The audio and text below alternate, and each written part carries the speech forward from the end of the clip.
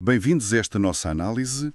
Hoje vamos pegar num texto já com uns aninhos, de 2017, mas que, olha, continua a dar que pensar. É do Edson Zogby e tem um título assim, forte.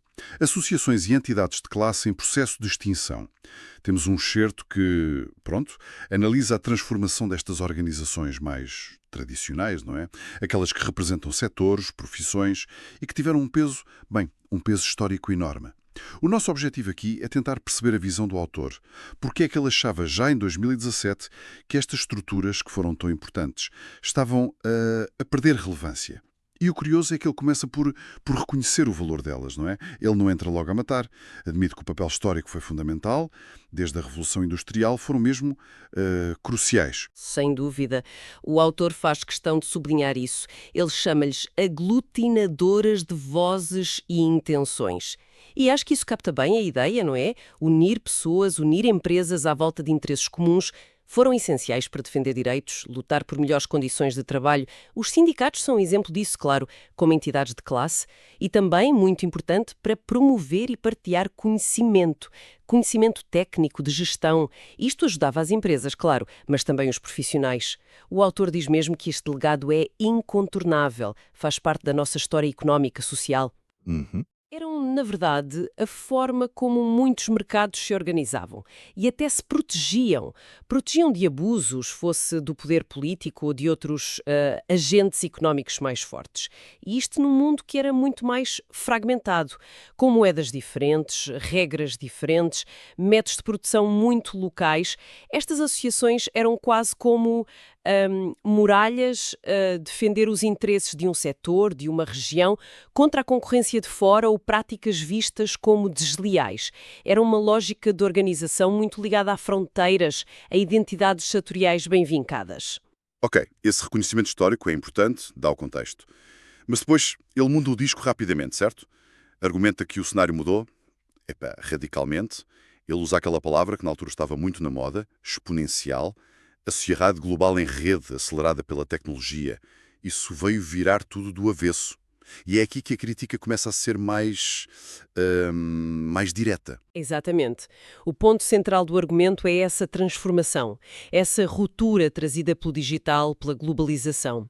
O autor repara, e isto, atenção, em 2017, mas a falar de coisas que já vinham de 10 anos antes, que estas estruturas já pareciam meio perdidas, sem um norte.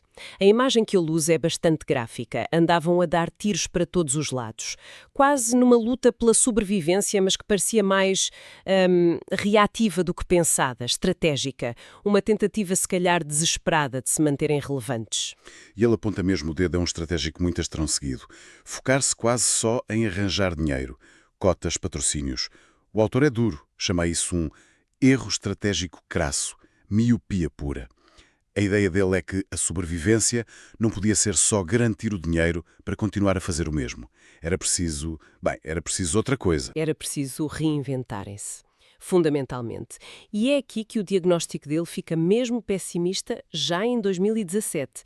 Ele lança a hipótese quase como quem provoca de que talvez o tempo para essa reinvenção já tivesse passado, que a janela de oportunidade para uma adaptação a sério se calhar já se tinha fechado. E por que este pessimismo todo?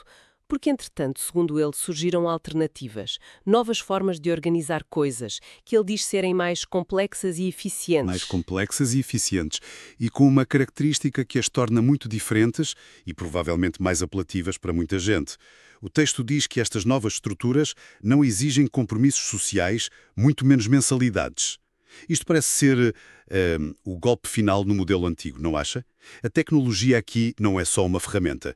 É mesmo um agente de disrupção que ataca o modelo de negócio, a forma de participação, tudo. Isso mesmo, a tecnologia, estamos a falar de redes sociais, plataformas de colaboração online, portais de nicho, fóruns específicos, criou um acesso direto, instantâneo a quase tudo que antes, muitas vezes, precisava da mediação da associação. Quer ligar-se a outras empresas do setor, a clientes, a especialistas, a políticos. Hoje há mil e uma maneiras de o fazer diretamente, muitas vezes de graça ou quase. Aquela função central da associação que era criar um grupo em torno de um interesse e facilitar essas ligações deixou de ser um monopólio. Foi, por assim dizer, democratizada pela tecnologia. Isso cria uma dinâmica completamente nova. O que o texto sugere é que passamos de estruturas fixas, formais, para algo muito mais fluido, não é? Grupos que se formam à volta de um tema quente, de um projeto, de uma necessidade do momento e que se desfazem com a mesma facilidade quando o assunto morre. Isso dá uma conveniência e uma agilidade que as estruturas tradicionais, com estatutos, órgãos sociais, processos, dificilmente conseguem ter. Respondem quase a um demand. E não é só a conveniência, é também o alcance. O autor tem outra frase forte. Em rede vai-se mais rápido e mais longe. Aquelas barreiras antigas do número de sócios, de geografia, até das cotas que limitavam quem podia participar, isso desaparece muito nestes modelos de rede. Uma causa, uma ideia, uma iniciativa pode ganhar uma força, um número de adeptos inimaginável no modelo do associado à moda antiga. A capacidade de mobilizar gente é potencialmente muito maior e mais rápida. É só pensar em movimentos que nascem online e de repente são globais. E tudo isto leva àquela conclusão central e bastante dura do autor. Perante esta competição das redes mais rápidas, mais baratas, com maior alcance, torna-se muito difícil imaginar que os modelos associativistas e classistas sobrevivam. É quase uma sentença de morte que ele estava a passar em 2017. E para dar ainda mais força a isto, ele usa um indicador muito prático, muito palpável. Sim, um indicador que tem a ver com pessoas, com comportamento. A ausência dos mais novos. O autor pergunta, de forma retórica, quantos jovens profissionais e empresários estão mesmo metidos nisto, participam ativamente nestas estruturas clássicas. E a conclusão a que ele chega é que são raros. Ora, isto é mais do que um sintoma, é quase um prognóstico, não é? Se uma organização não consegue atrair quem está a moldar o futuro do seu próprio setor, que sustentabilidade é que pode ter a longo prazo? Sugere que há ali uma desconexão muito grande entre o que a associação oferece e o que as novas gerações esperam ou precisam. Essa questão da desconexão é fundamental. Será que a própria cultura destas organizações, a linguagem que usam, os rituais, as formas de interagir, a proposta de valor, será que isso deixou de fazer sentido para quem já cresceu no digital? Quem está habituado a interações mais rápidas, menos formais, mais focadas em resultados concretos? O autor não aprofunda muito isto, mas a pergunta fica no ar, não fica? Fica, sem dúvida. E é uma pergunta-chave. A falta de jovens não é só um problema de quem vai liderar a seguir. É um problema de relevância do próprio modelo. Se a proposta não atrai quem está a inovar, quem está a crescer no mercado, então, na visão do autor, há ali qualquer coisa que está estruturalmente errada. E como se este cenário já não fosse complicado o suficiente, a análise de 2017 ainda projeta uma aceleração disto tudo. O texto aponta para uma tecnologia específica que, segundo o autor, ia aprofundar ainda mais este fosso. A inteligência artificial. A IA. Como é que a IA entra aqui na história? Bem, a previsão do autor era que a IA, que na altura começava a ser mais falada fora dos laboratórios, ia tornar as formas de organização tradicionais ainda mais obsoletas. Porquê? Porque a IA tem este potencial enorme de automatizar e otimizar muitas daquelas tarefas que eram, digamos, o pão nosso de cada dia das associações. Organizar eventos, fazer a curadoria e partilhar informação importante, identificar oportunidades de negócio, de parcerias, mobilizar pessoas para uma causa, tudo isto que o autor diz que era feito de forma artesanal, limitada, custosa e com tempos alargados, pelas associações podia passar a ser feito de forma muito mais rápida, eficiente e até personalizada por sistemas de IA. Ou seja, a IA ia dar ainda mais power, mais eficiência às redes e às plataformas alternativas, tornando a proposta de valor das associações tradicionais ainda menos competitiva. É aquela lógica implacável da inovação que o autor fala. As pessoas, as empresas, tendem a ir para as soluções que lhes dão mais conveniência, mais comodidade, mais rapidez, mais eficácia, Se a IA consegue entregar isso melhor do que a estrutura associativa clássica, A escolha para muitos torna-se óbvia.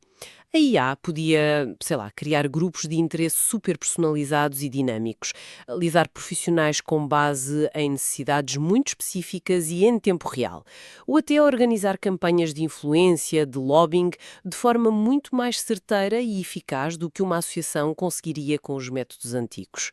E é neste contexto que o autor fecha a análise com aquela frase um bocadinho melancólica, talvez, mas muito visual.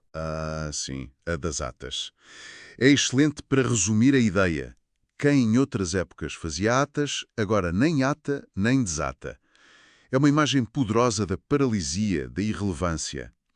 Sugere que os métodos antigos, formais, burocráticos que a ata da reunião simboliza, já não conseguem acompanhar o ritmo nem resolver os problemas de agora.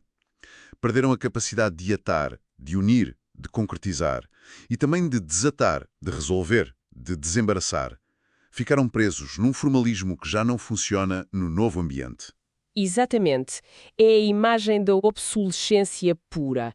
Os rituais, os processos, que antes eram a garantia da ordem, da eficácia, tornaram-se, na visão do autor, um peso morto. O entrave à agilidade, à ação que o mundo digital pede. A capacidade de se adaptarem parece ter falhado. E as ferramentas antigas já não servem para os desafios de hoje e de amanhã. Portanto, resumindo o argumento central do Edson Zogby em 2017, temos um reconhecimento do valor histórico, que é imenso, das associações e entidades de classe, mas um diagnóstico muito pessimista quanto ao futuro delas. A combinação da globalização, da tecnologia digital, redes, plataformas e a chegada da IA estaria a criar um ecossistema onde os modelos de organização em rede mais flexíveis, eficientes, de baixo custo, se tornam a norma. E as estruturas tradicionais, presas a modelos antigos, focadas a sobreviver financeiramente em vez de se reinventarem a sério e sem conseguirem cativar os mais novos, estariam condenadas a um declínio acentuado. Talvez mesmo à extinção. A palavra-chave parece ser mesmo essa. Falta de adaptação a uma mudança de paradigma. Sim, o quadro que ele pinta é o de uma tempestade perfeita, não é? Uma série de fatores tecnológicos, sociais e económicos que vêm minar as bases do modelo associativo tradicional. A crítica não é tanto à missão original agregar interesses, defender direitos, partilhar saber, mas à forma como essa missão estava ou não estava a ser cumprida num contexto que mudou radicalmente. A incapacidade de ler os sinais dos tempos, de se transformar a tempo, parece ser essa a acusação principal. Analisámos então esta perspectiva do Edson Zogby, lá de 2017, sobre o futuro das associações e entidades de classe. Vimos como ele reconhece o passado, mas é muito crítico do presente e bastante sombrio quanto ao futuro.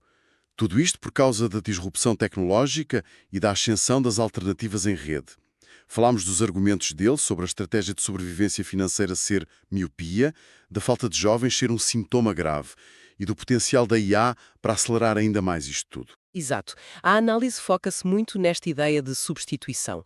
Formas de organização mais ágeis, mais convenientes, mais rápidas, com maior alcance graças à tecnologia, que estariam a ocupar o espaço deixado vago pela dificuldade de adaptação das estruturas tradicionais. A questão da sustentabilidade destas últimas é posta em causa de forma muito direta, ligada à aparente incapacidade delas de oferecerem valor que seja relevante no novo ecossistema digital e global, especialmente para as gerações mais novas. Então, o que é que fica disto tudo?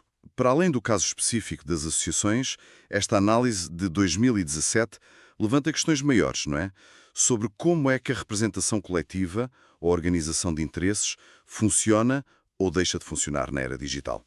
Como é que setores inteiros, profissões, se unem, se fazem ouvir, definem regras, se autorregulam, quando as estruturas formais perdem força para as redes informais. E isso leva-nos a uma última questão, talvez algo para quem nos ouve pensar um bocadinho, se o modelo das associações formais, com as suas regras, a sua permanência, a sua capacidade, pelo menos em teoria, de garantir compromissos e padrões a longo prazo está em declínio, como diz o autor, O que é que aparece no lugar?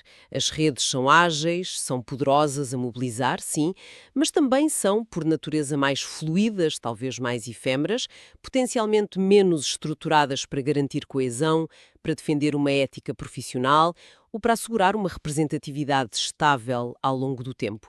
Fica a pergunta: como é que se consegue juntar as vantagens inegáveis da organização em rede com a necessidade de construir e manter, bem, capital social, confiança, padrões partilhados num setor ou numa profissão a longo prazo? Ou será que estas necessidades também estão a mudar? Fica no ar.